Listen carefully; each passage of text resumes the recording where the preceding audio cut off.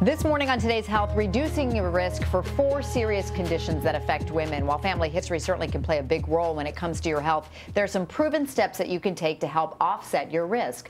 Dr. Keri Peterson is an internist and contributor to Women's Health magazine. Dr. Keri, good to have you here again. Good morning, Natalie. Let's start with one of the obviously conditions is depression. Obviously, if somebody you love or if you yourself are experiencing depression, you really should seek professional help. Of course. But let's start with some things that can perhaps reduce your risk, and that is first, drinking more coffee can help. How is that? What's the link? It's been found that women who drink 2 cups of coffee a day have a 15% lower likelihood of developing depression. And it's attributed to the caffeine in the coffee. Caffeine is thought to have mood-elevating properties, which you may have experienced, and you get that little coffee buzz, which helps alleviate depression. Okay, and then another thing is you say is watching what you eat, really in terms of trying new diets, and the Mediterranean diet specifically is very healthy. Yeah, this is pretty interesting. So Mediterranean diets are rich in fruits and vegetables, whole grains, and fish. And these are rich in omega-3s. Now, omega-3s have been found to reduce depression by about 30% in this particular diet because it's thought to help bind serotonin, which is one of the neurotransmitters that are attributed to depression.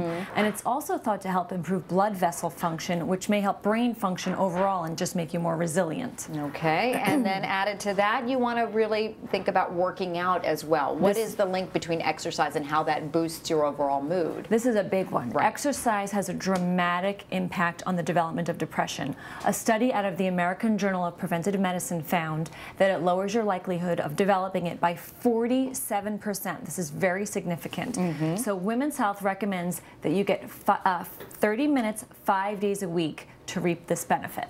Okay, get the endorphin boost. Okay, let's talk about heart disease. And of course, family history is probably one of the most important indicators, but a couple of things that you can do to help reduce the risk is, you say, help reduce the stress. And one of those things is by leaving work on time. That's right. It has been found that if you work 11 hours a day, your likelihood of developing heart disease in a study went up a whopping 67%. That's pretty dramatic. Huge. So, and it just goes to show you that if you're working long hours, obviously your stress is higher, you have less time to exercise, you may make more unhealthy choices in the food because you don't have as much time. So try to work to live, don't live to work. Right, exactly. Another risk reducer, being an optimist. Being a happy person. Yes, just smile. Your outlook on life has an impact on your stress levels, which contributes to heart disease. People who see life with the glass half full have lower incidence of heart disease than people who see it less empty.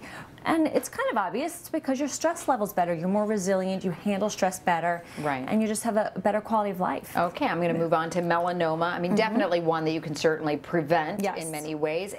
But here's something you may not have heard about, the benefits of dark chocolate and how that can actually, you can eat your chocolate now along with your coffee, and you're helping. Yes, chocolate lovers love this. Yes. I know dark chocolate contains flavonoids. These are loaded with antioxidants, and antioxidants are known to protect you from the damaging UVA and UVB rays in the sunlight, and that just prevents sunburn, which decreases your likelihood of getting melanoma.